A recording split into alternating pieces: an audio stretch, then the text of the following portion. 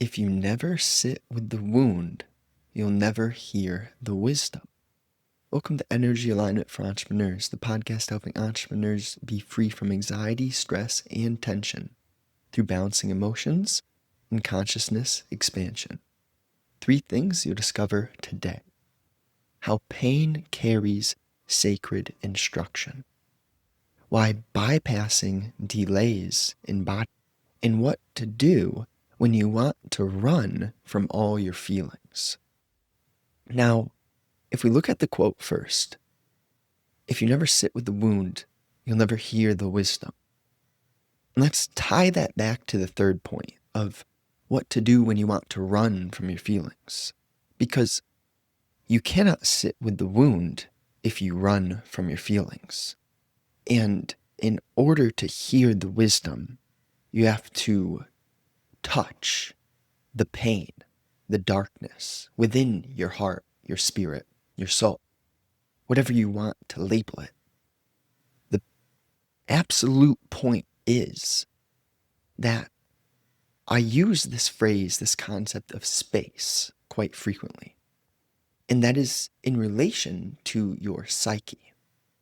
As in, many of us can't even kind of fathom what I'm hinting at when I say space, because we have been so used to a hamster wheel running lifestyle.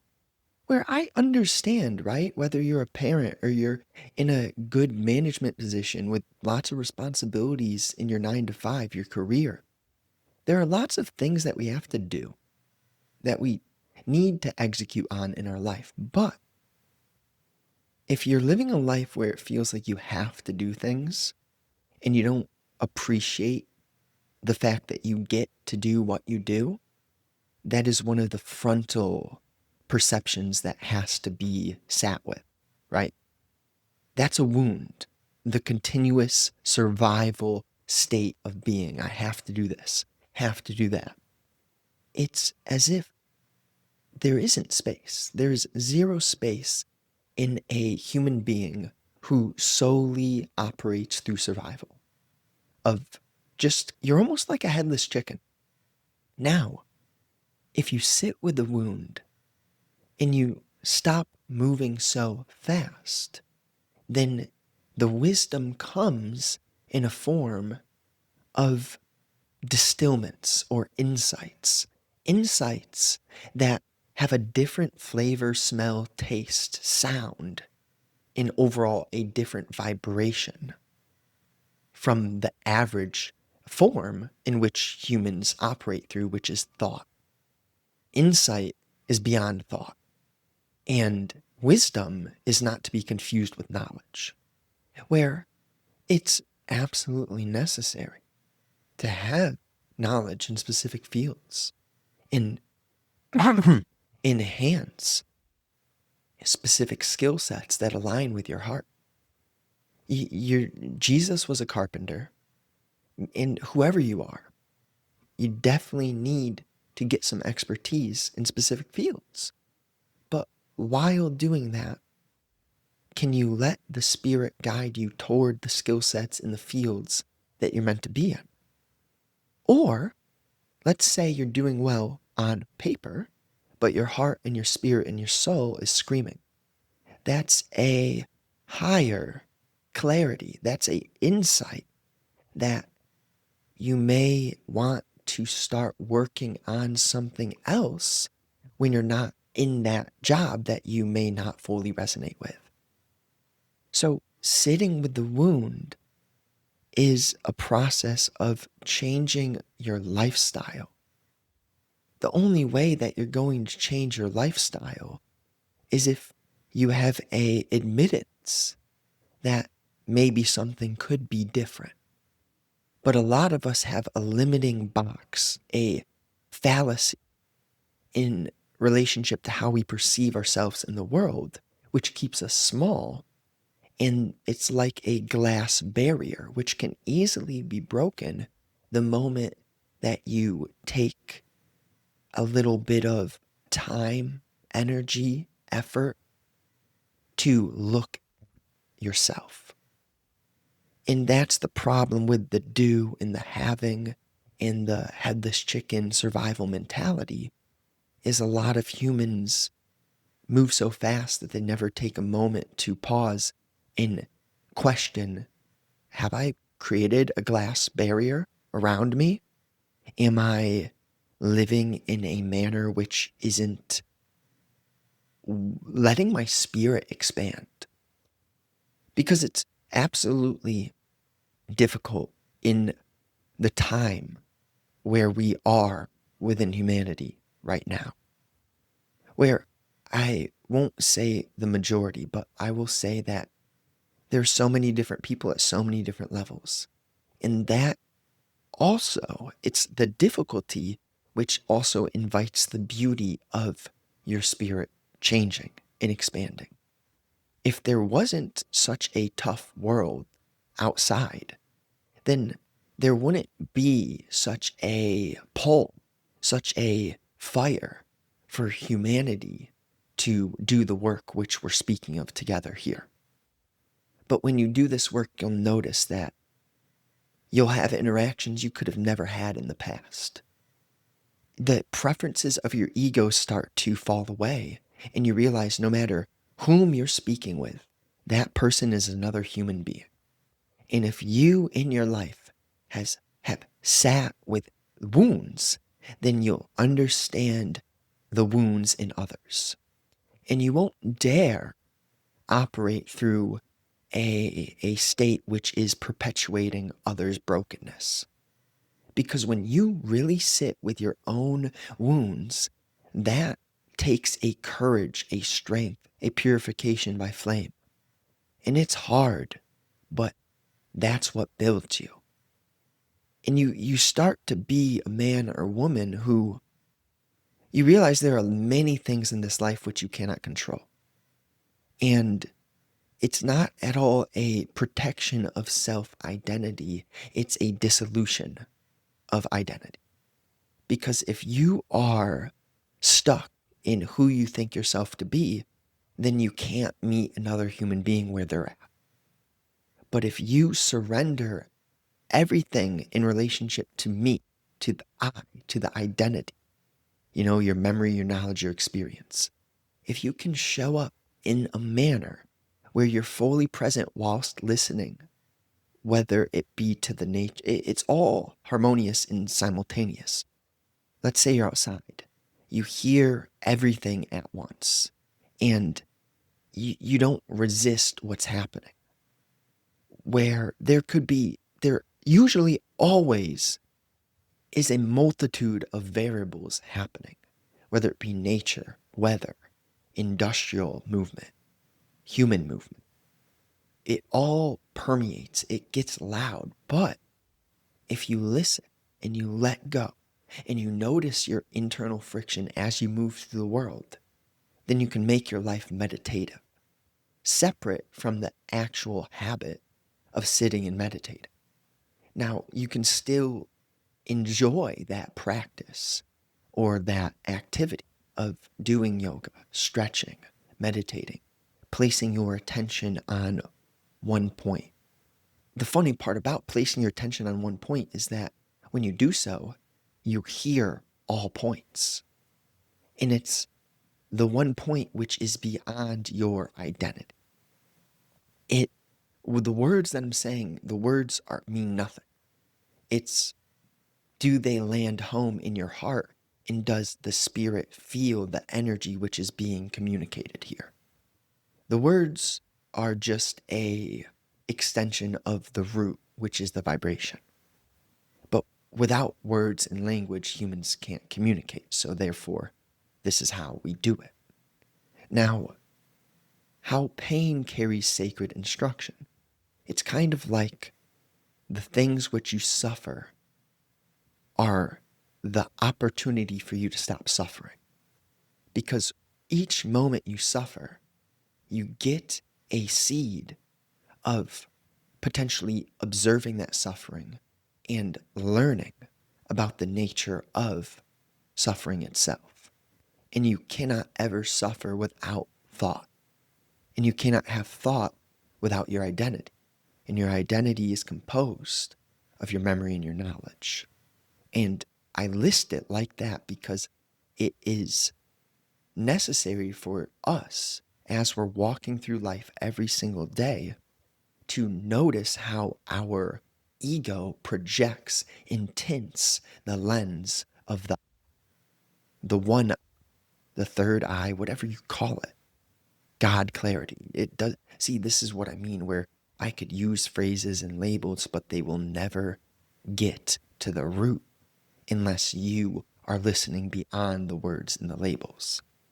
When I'm speaking here, I just need you to read between the lines of the words, to listen not to necessarily what I'm saying, but how I'm saying, in the manner in which I'm communicating.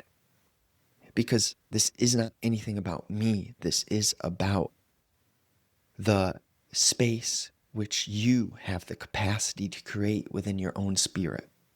When you do this work, when you sit with your wounds, when you look at the pain which carries the sacred instruction, you understand your relationship to your triggers, your energetic triggers, your emotional triggers. Again, labels.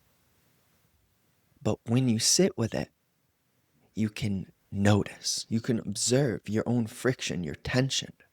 The only way you can ever be free of tension and friction and stress and anxiety and pain and suffering and anger and jealousy, the list goes on. You'll only ever be free from all of that by sitting with it, by watching it, by observing it as it arises in your daily movement. And also in your meditative practices. That's daily movement. See, the thing about meditation is we have to take it out of the practice. It cannot be just something that we feel peaceful when we're doing it. And it was hard for me, but I stopped meditating for years and I'm doing it again, just experimenting, right? But I wanted to test myself and challenge myself and see, can I still show up peacefully, present, aware, aligned, without having a practice? And of course, there's some things I can't drop, like fitness and eating healthy, and right. And I wouldn't recommend many people drop meditation as a habit either. But I just had to test it out. That's kind of, some of you may have that berserker sort of root. I forget the word, archetype is the word I was looking for. But yeah, we all have different archetypes, and it's important to understand. And like, I kind of feel I'm somewhat like a berserker yet wizard type of, where a warrior, whatever, but poet like too. And I enjoy that. For me, it's fun to have balance. And I think every archetype, the moment you put yourself to one archetype, you've lost it. Because you're a real, alive, aligned human being has nothing to do with rigidity or attachment to a certain lens. Like, I will speak with people all day who disagree with me, and then I'll agree with them that they disagree with me, and I'll still make my points, right? Because I don't speak to be agreed with or disagreed with. I speak to see, are you listening to your own tension? Can you notice your own friction? That's the work. And so the sacred instruction within the pain is these subtle moments of, oh my gosh, my body, my gut, my heart, and my head. But you can't just live in your head, right? And that's the problem with a lot of people is we think way too much. Like, a lot of humans don't trust the intelligence of the body, for example. I'm one of those guys, and this may be the berserker archetype, but I'm one of those guys, like, you rub dirt on the wound. I'll eat off the ground. If I'm picking an apple from a tree that I know isn't sprayed with pesticides, why would I wash the apple? So now that's just me. That's just me with the confidence in my nervous system, the confidence in my spirit. And it's not like a me thing. It's more so if you really consider, the universe is constantly cycling, right? The worms, the vultures, the roadkill, which I don't support roadkill, but things happen, right? And then thankfully we have those sort of animals that clean up dead animals. Of course, humans help too. And ultimately, I can't talk about any utopia nonsense. I just want to talk about the practicalities of what's obvious to change, right? Like, if we don't end world hunger very soon, it's obvious to me we're still like fools because we have such technological advancement. And you're telling me we can't create a sustainable, healthy, free system where humans don't have to depend on killing animals.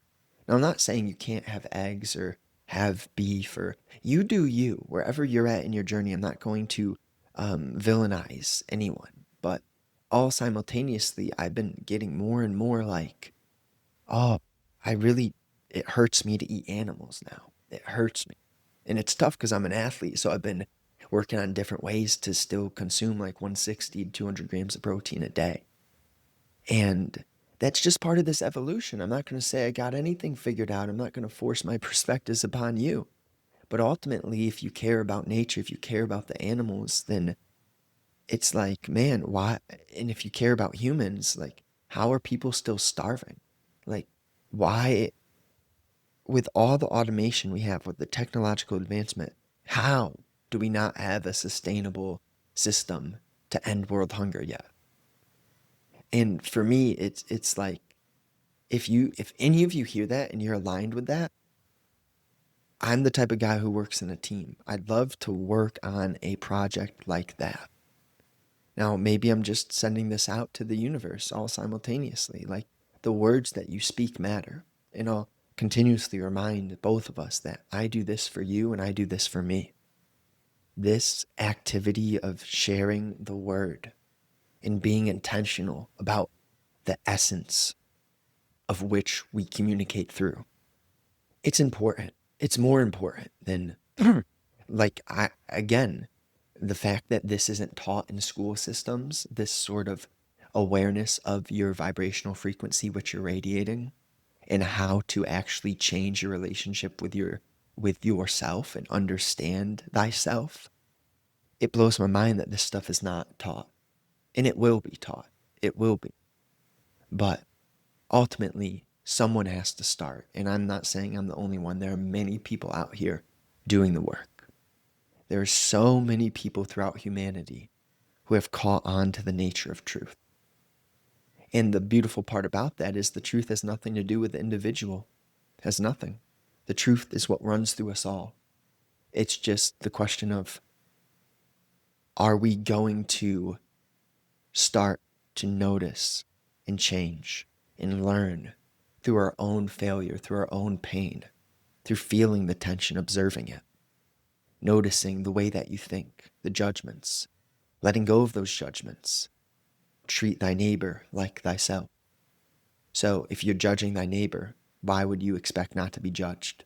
Do you really want to be judged? Do you like when people judge you? So why judge others?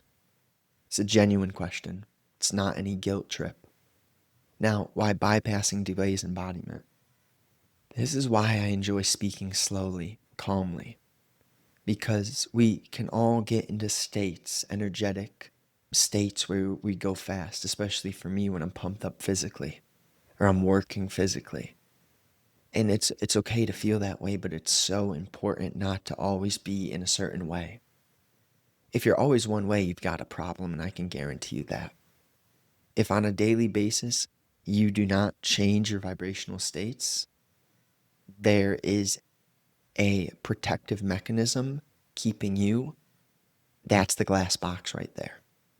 And when you question honestly, consistently, with integrity, whether it be through self-inquiry, whether the written form of self-inquiry or the spoken form, you need to question yourself. You must have skepticism in relationship to the perceptions that you hold. And how were those perceptions derived within your psyche? Have you accepted things without deeply questioning the root of that perception? Now, what to do when you want to run from your feelings? There's nothing wrong with feeling jealous, with feeling guilty, with feeling shame. It's a compass. Your consciousness is showing you. And if you feel a certain way, it's the sitting with the feeling, the wound, that allows for wisdom. Back to the initial quote. If you run and distract and entertain. If you have a short attention sort of span, there's like this balance of what gets your attention. Can you even notice what grabs your attention, right? Because you've heard this quote before, your energy goes where your attention flows. And therefore, you must be cognizant of what you're giving attention to. Do you bicker? Do you nag? Are you annoyed by all these little things? Think sometimes in terms of a scientist, where they do scientific tests. They look at the feedback, the data, and a real true scientist, the only way they can actually be successful is by letting go of their frustration with what the feedback and the data is giving them. Because the data, when sometimes it hurts, right? Because it's not aligned with your preference or your opinion or your bias. And then what a lot of people do is they skew the data, right? They don't even question their bias. They take a subset of data and they don't look at it from all angles. The only way you can look at something from all angles is to notice the tension that arises within your heart as you are projecting preference or bias onto data. Now, data, your body is an intelligence machine. And if you want to run from your feelings, that's usually your mind trying to take the easy way out. I know whether you're religious or not, it doesn't matter. If you've seen that image of the pathway to hell is the attractive route, and the pathway to God and truth and alignment and love and courage and compassion and care and wisdom, that's the hard route. Why? Well, because you have to feel the things which are painful. The path to hell is running from your feelings and acting as if you're surviving or you're the victim. Many people, if you don't change that perspective of someone did this to me, literally someone could have logically, practically scammed you out of money, but they didn't do anything to you. They provided you with an opportunity. This isn't just a reframe.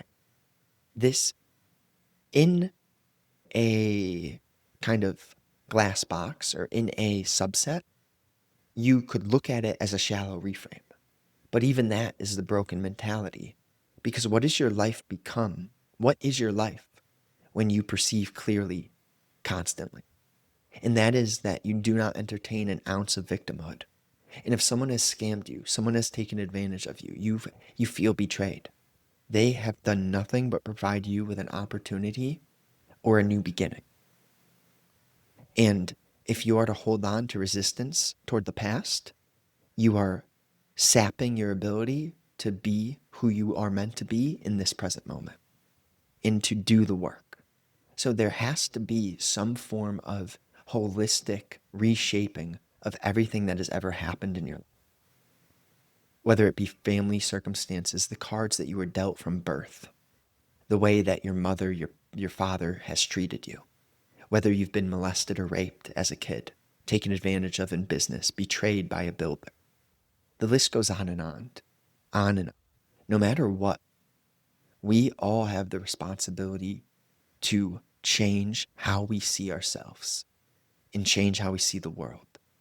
And it doesn't mean that those people need to be your friends, but the grudge is hurting you more than it's hurting them.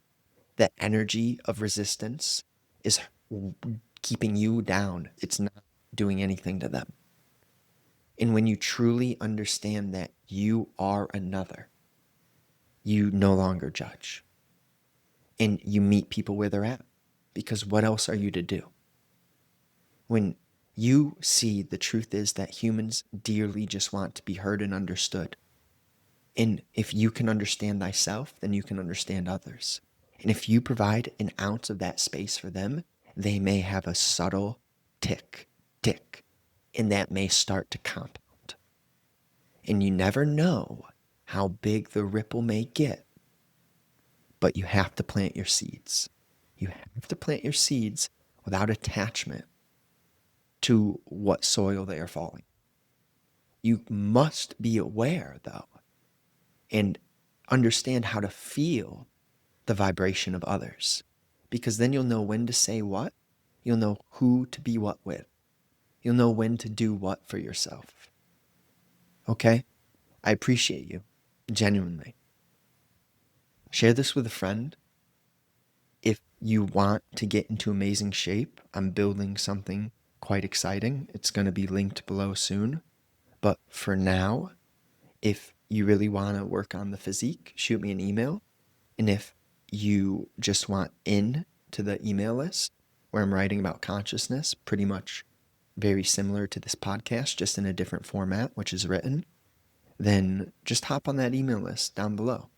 I'll keep you updated. Share it with a friend, please. Let's go. Come on now. You gotta know someone that's ready to hear something like this. I'm sure. Because these people who are open, you're all around the world. That's why I'm speaking to you. That's why I'm creating in this format. I know there are people around you who need to hear this. So share it with them. Let's go. Let's go. Speak soon. Have a wonderful day. Come on now.